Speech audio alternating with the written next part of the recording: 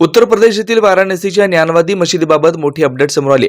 हिंदू पक्षकार विष्णू शंकर जैन यांनी केलेल्या दाव्यानुसार या मंदिरात हिंदूंची मंदिरं आहेत हे सिद्ध झाल्यानं येत्या 8 दिवसात येथील प्रशासकीय कारभार पाहणाऱ्या जिल्हाधिकाऱ्यांना पूजा विधी करण्यासाठी पक्षकारांना सोय करून द्यावी असा निकाल दिल्यानं हिंदूंमध्ये मोठा जल्लोष सुरू आहे. उत्तर प्रदेशातील वाराणसीतील ज्ञानव्यापी मंदिराबाबत अनेक पुरावे पुरातत्व खात्याने न्यायालयात सादर केलेत.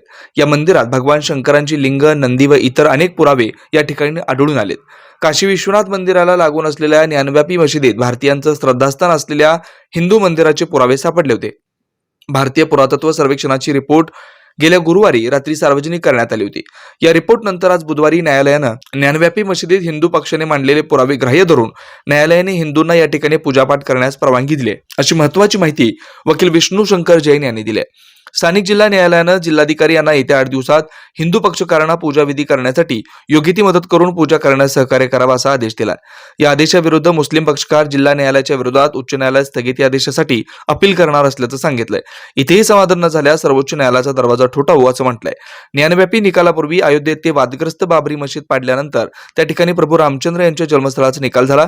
याच महिन्याच्या 22 तारखेला अयोध्येत ते भव्य राम मंदिराच्या मंदिरात प्रभू श्रीराम यांची प्राणप्रतिष्ठापना केली. या प्रकरणानंतर आता ज्ञानव्यापी मंदिराचा निकाल ही जवळपास हिंदूंच्या बाजूनेच लागल्यानं आता या मंदिरात पुढचं देहधोरण समजण्यापूर्वी सर्वांचं लक्ष मथुरेतील श्रीकृष्ण मंदिराकडे लागलंय. Shri Markandey butterfly garden Montessori English medium school play group ते 4थी पर्यंत सीबीएसई पॅटर्नच्या शिक्षणासाठी आजच प्रवेश घ्या. मोबाईल क्रमांक 8668 34 49 79.